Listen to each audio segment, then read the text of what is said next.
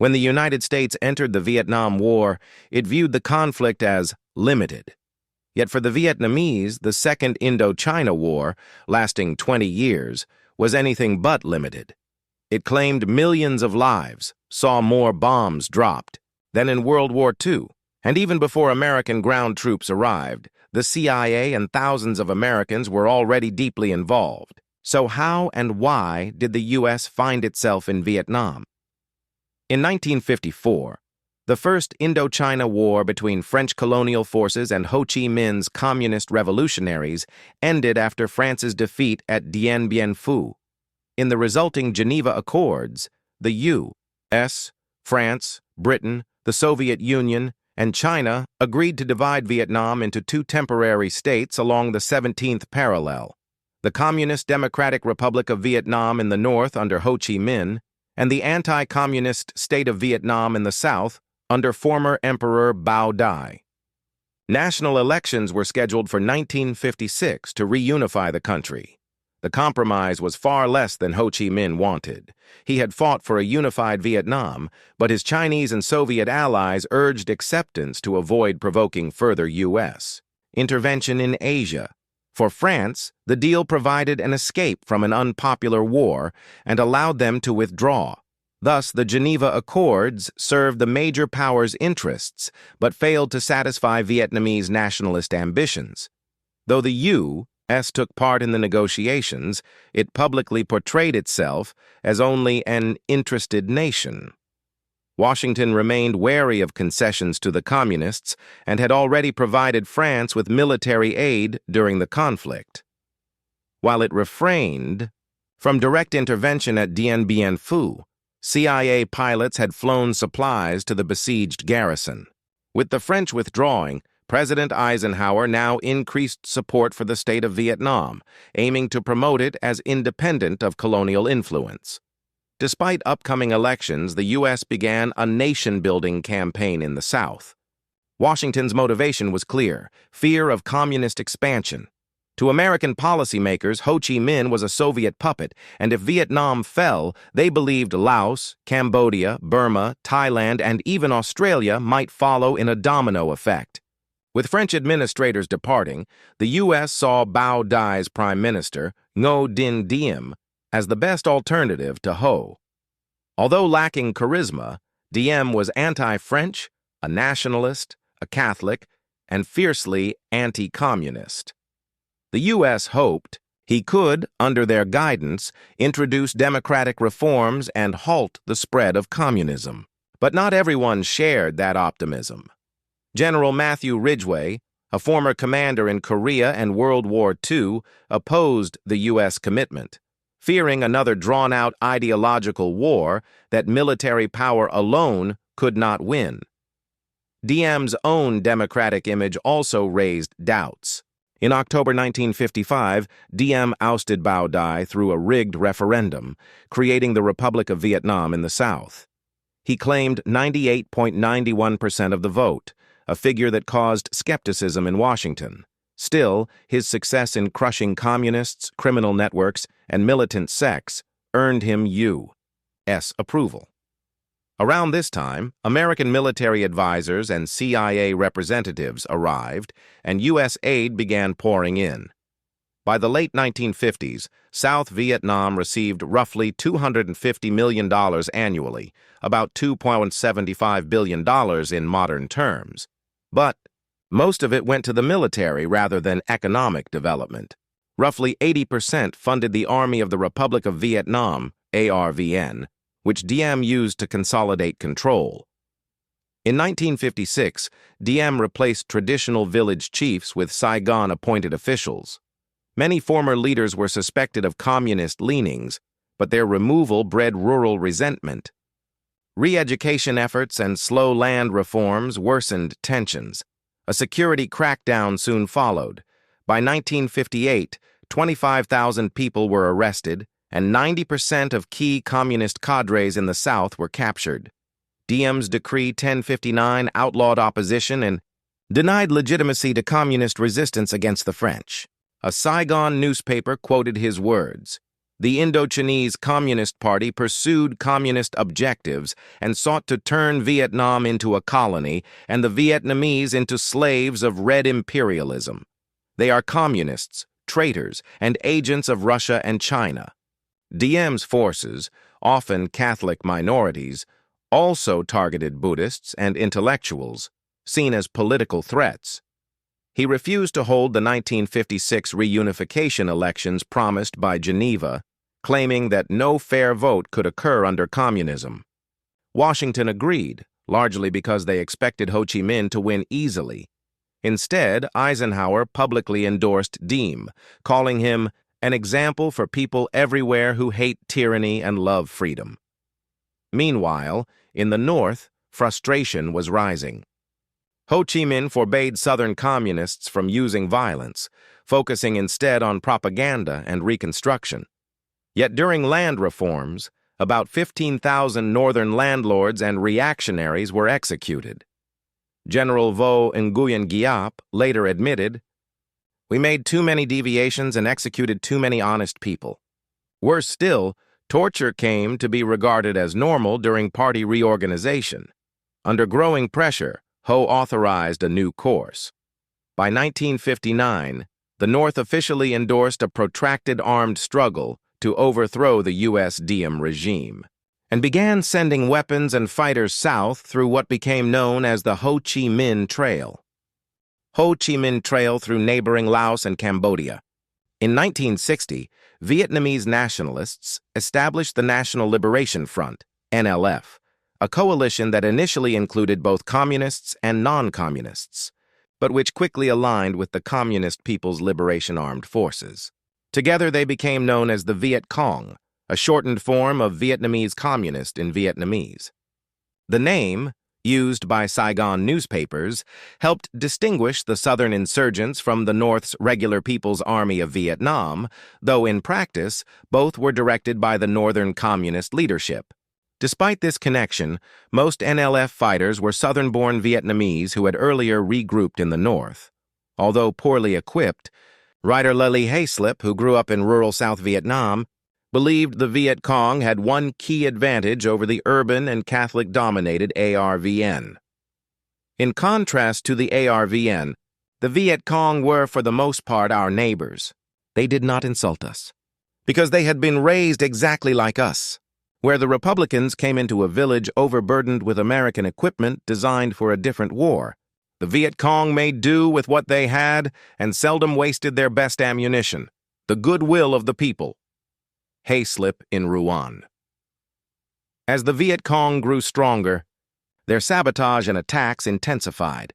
U.S. intelligence officer Edward Lansdale, a pioneer of counterinsurgency, issued a dire warning to Washington. ARVN in critical condition. Viet Cong have started to steal the country and expect to be done in 1961. Anderson, 35. Lansdale's prescription was more U.S. support for Diem, but within the administration, faith in Diem was rapidly eroding, though no viable replacement existed. Soon a new president would bring a new approach. When John F. Kennedy took office in 1961, the global situation was volatile. Just before his inauguration, the Soviet Union had pledged to support all wars of national liberation, prompting Kennedy to respond forcefully in his inaugural address. "Let every nation know, whether it wishes us well or ill, that we shall pay any price, bear any burden, meet any hardship, support any friend, oppose any foe, to assure the survival and success of liberty." Lawrence TVW, 68. Kennedy introduced the doctrine of flexible response, favoring a range of conventional and covert options over sole reliance on nuclear deterrence. His objective wasn't necessarily to defeat North Vietnam outright, but to help South Vietnam resist insurgency and eventually secure its own stability. He surrounded himself with a circle of elite advisors known as the Wise Men, drawn from military, governmental, business, and academic backgrounds. Among them, the most influential was Robert McNamara, former Ford Motor Company executive whose data-driven methods were credited with saving the company. As Secretary of Defense, Kennedy tasked McNamara with applying that same analytical rigor to national security. Urged on by his advisors, Kennedy expanded America's role in Vietnam. By 1962, the number of U.S. military advisors had risen to over 11,000, more than 10 times the figure under Eisenhower. Though the Geneva Accords forbade foreign troops in Vietnam, Washington skirted the rules. Advisors were labeled non-combat personnel, though armed and permitted to fight in self-defense. Some trained ARVN units. Others, including special forces, were technically civilian contractors. Many served as helicopter pilots transporting South Vietnamese troops. As U.S. involvement deepened, bases and barracks spread across South Vietnam, particularly for helicopter operations.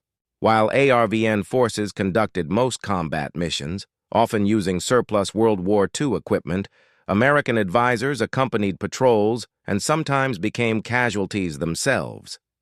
To coordinate the growing effort, Kennedy created the Military Assistance Command, Vietnam, MXV. From 1962 onward, MACV emphasized the Strategic Hamlet Program, fortified villages meant to isolate peasants from communist influence. The plan promised security, better services, and material benefits, drawing millions of villagers into government-controlled settlements. By September 1962, around 4.3 million people lived in nearly 3,000 hamlets. Combined with covert patrols, counterinsurgency operations, and intensified airstrikes against the Viet Cong, U.S. officials projected growing optimism, but the Viet Cong adapted quickly.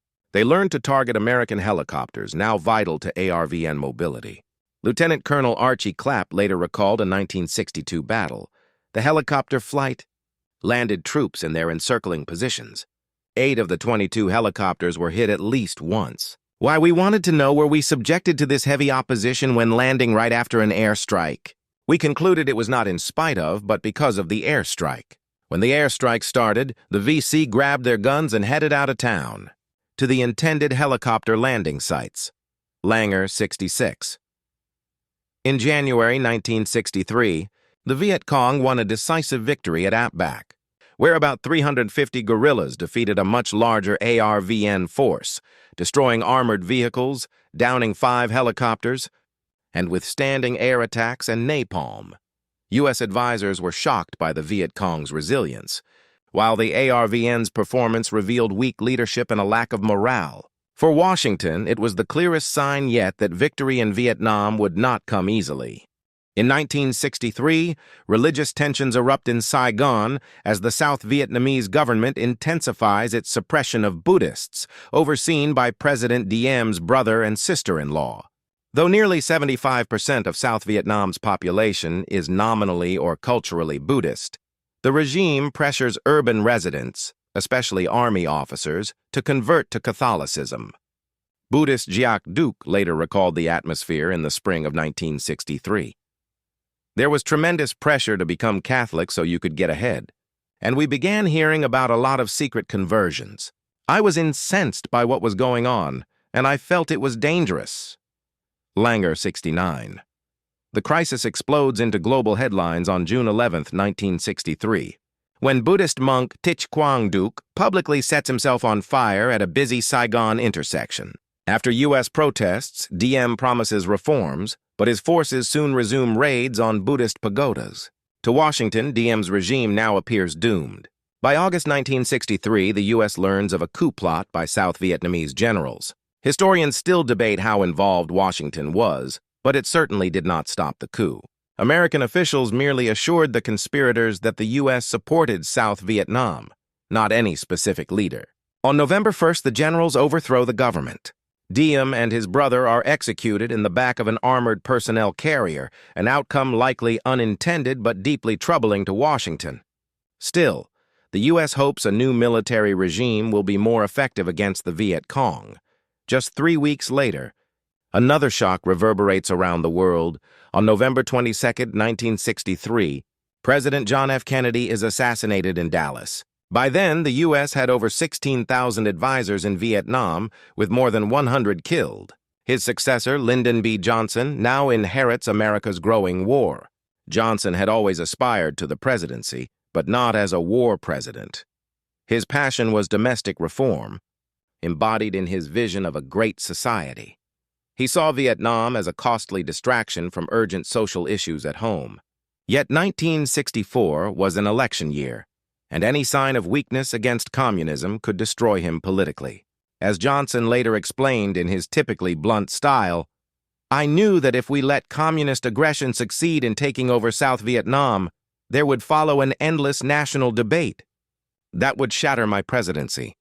I knew that Harry Truman and Dean Acheson lost their effectiveness from the day the communists took over China. And I knew that all their problems, taken together, were chicken shit compared with what might happen if we lost Vietnam." Kearns in Rouanet 100-101. Determined not to appear weak, Johnson retains Kennedy's advisors and largely follows their guidance on Vietnam. Though he aims to limit U.S. involvement, he repeatedly approves deeper commitments. By December 1963, the Strategic Hamlet Program, already weakened by corruption and mismanagement, was collapsing.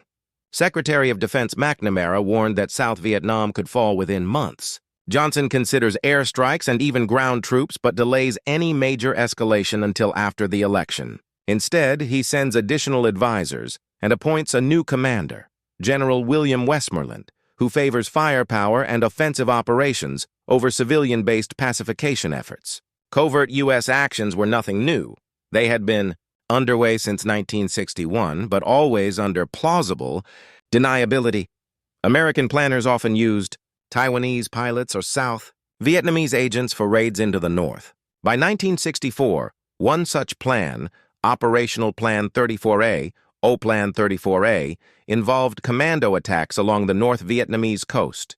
Though executed by South Vietnamese, Thai, Laotian, or Taiwanese personnel, these missions were directed by the Studies and Observations Group, SOG, under MACV, a deliberately bland name for America's elite covert operations unit. Meanwhile, the U.S. Navy conducted its own secret missions known as DeSoto patrols, in which destroyers equipped with electronic surveillance gear monitored North Vietnamese radar and communications. From Hanoi's viewpoint, the destroyers, supported by nearby aircraft carriers, appeared to be motherships for the O-Plan raiders. This wasn't true, but since both operations occurred in similar waters, confusion was inevitable. In July and August 1964, the destroyer USS Maddox carried out a DeSoto patrol in the Gulf of Tonkin. What began as a routine mission soon became one of the most controversial incidents of the war. On the night of July 30-31, O-Plan 34A patrol boats attacked North Vietnamese coastal targets. The next day, the Maddox entered the same area, officially staying in international waters but within 14 kilometers of the coast, which North Vietnam considered its own territory. Believing the destroyer responsible for the earlier raids, 3 North Vietnamese torpedo boats approached on August 2nd. The Maddox fired warning shots, then opened fire. The Vietnamese boats launched torpedoes, none of which hit, and the Maddox fired some 260 shells, scoring only 1 hit. The tense encounter rattled the inexperienced crew. 2 days later, on August 4th, the Maddox returned, now joined by the USS Turner Joy. The night was dark and chaotic. Radar screens filled with unknown contacts. Expecting another attack, both ships opened fire at 21:34. Sonar operators reported multiple torpedoes in the water, and crewmen claimed to see enemy wakes and silhouettes. After 2 hours of frantic firing, over 300 shells in total, Commander Herbert Augier began to doubt the reports, suspecting radar errors and false readings. It appeared the U.S. ships had fought an enemy that wasn't there. Still, messages of an attack sped to Washington. Only the next day, when no wreckage or debris was found, did Captain Herrick of the Maddox send a cautious report questioning the incident, but he stopped short of denying it completely. Captain Barnhart of the Turner Joy maintained the attack was real, and the Joint Chiefs of Staff pressed for confirmation to brief the president. Amid the confusion, officials in Washington fixated on intercepted North Vietnamese radio messages that seemed to confirm an attack. Acting on this, Johnson ordered retaliatory airstrikes on August 5th against coastal bases near Vinh. North Vietnamese defenses shot down 2 American planes, killing 1 pilot. On August 10th, Johnson signed the Gulf of Tonkin Resolution, authorizing the president to repel any armed attack against the forces of the United States and to prevent further aggression. Tovey 67. Though not a formal declaration of war, it effectively gave Johnson a blank check to escalate.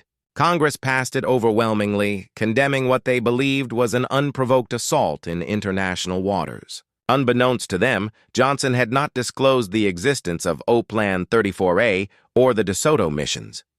McNamara insists the USS Maddox was merely conducting a routine patrol in the area, and that it would continue doing so. Original audio. McNamara. The destroyer was on a mission, patrolling those waters, international waters, when it was attacked. It returned fire, continued its patrol, and will do so for the rest of the week. The president has ordered the destroyer force doubled, with a combat air patrol on standby at all times. And as you know, he has instructed that if our vessels are attacked again in international waters, we are to respond with the goal of destroying the attackers. After the crisis, Johnson's approval ratings stay high, and in November he wins a landslide election. Yet he still vows not to send ground troops to Vietnam. So what really happened in the Gulf of Tonkin? There was definitely an attack on August 2nd, confirmed by North Vietnam, but no attack on August 4th.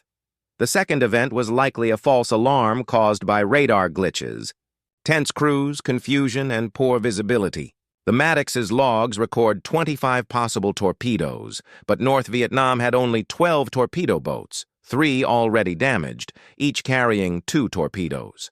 The destroyer's own erratic maneuvers probably made sonar operators mistake propeller echoes for incoming torpedoes.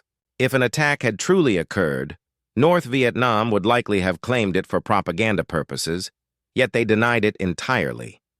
McNamara's supposed intercepts were probably mistranslations referring to the retrieval of damaged ships from August 2nd.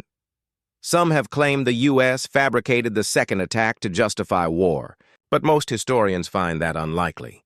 Still, evidence was likely misrepresented, and Johnson probably knew more about the confusion than he admitted when addressing Congress. But by then, he had already publicly declared that the U.S. would respond. Original audio. Johnson. The determination of all Americans to fulfill our commitment to the people and government of South Vietnam will be strengthened by this outrage. Yet, for now, our response will be limited and appropriate. Johnson had his congressional resolution, but was hesitant to use it. Though U.S. planners drew up bombing target lists for North Vietnam, they initially held back, secretly bombing the Ho Chi Minh Trail in Laos instead. That restraint ended in early 1965. On February 7th, Viet Cong forces attacked Camp Holloway, killing 8 Americans and destroying or damaging 25 aircraft. 3 days later, another bombing killed 23 more, enraging Johnson. We've kept our gun on the mantle and our shells in the cupboard long enough. And what's the result? They're killing our boys while they sleep. Langer 101. On February 24th, U.S. aircraft struck targets between the 17th and 19th parallels, the start of Operation Rolling Thunder, a sustained bombing campaign meant to lift South Vietnamese morale and pressure the North to abandon the Viet Cong. Although the U.S. relied mainly on air power, ground troops were soon needed to guard key air bases like Da Nang. On March 8, 1965, 2 Marine battalions landed, their arrival sparking even more Viet Cong attacks. Bombing did little to stem the insurgency, and infiltration from the north increased. The Soviet Union and China, previously restrained, began supplying North Vietnam with anti-aircraft systems. Meanwhile, South Vietnam's government was collapsing. Since Diem's death, 5 weak military juntas had come and gone. Assistant Secretary of Defense William Bundy called the latest leaders, Nguyen Van Thieu and Nguyen Cao Ky, the bottom of the barrel.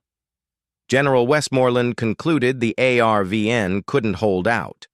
To save South Vietnam, he demanded U.S. ground forces, and by July, Johnson agreed to send 50,000 combat troops. Why did America sink deeper into Vietnam? The main reason was fear of communist expansion.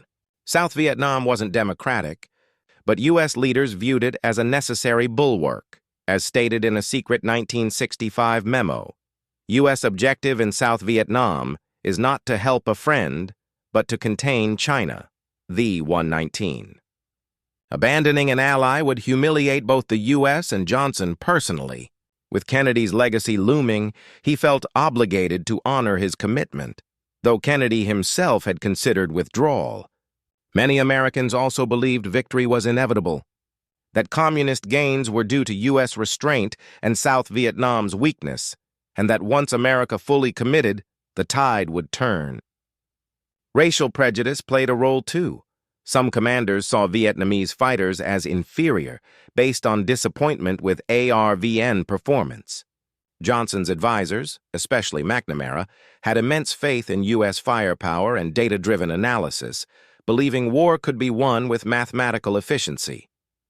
Little thought was given to failure. Not everyone shared their confidence. Undersecretary of State George Ball repeatedly warned victory was impossible, while others recognized the Viet Cong's grassroots strength. In 1964, David Nez, Deputy Chief of Mission in Saigon, reported, "The Viet Cong is a grassroots movement, disciplined, ideologically driven, aligned with the peasants' desires, and utterly ruthless." Lawrence TVW 84. The American GIs arriving in Vietnam would soon learn just how ruthless that war would become. The Vietnam War was perhaps the most famous hot proxy war of the Cold War, when superpowers avoided direct conflict out of nuclear fear, though they came close during the Cuban Missile Crisis. As their nuclear arsenals expanded, the Soviet Union chased its own vision of nuclear communism, building entire cities for atomic experts, like Pripyat. If you'd like to learn more about the Soviet atomic program from WE2 to Chernobyl and beyond, watch our series Red Atoms exclusively on Nebula, a creator-owned streaming service free from algorithms and ads, where viewers directly support us. Go to nebula.tv real-time history for 40% off an annual subscription, only $30 a year, and get access to Red Atoms, our Nebula originals, and much more. Also check out Tip of the Spear by Mustard to learn about the B-2 stealth bomber, and watch all our videos ad-free and early on Nebula. You'll find all sources for this episode in the description. To explore Vietnam's earlier struggles before U.S. involvement, see our video on the French Indochina War. If you're watching on Nebula or Patreon, thank you for your support. We couldn't do this without you. I'm Jesse Alexander, and this is Real Time History, the only history channel that fires 300 shells at its own wake.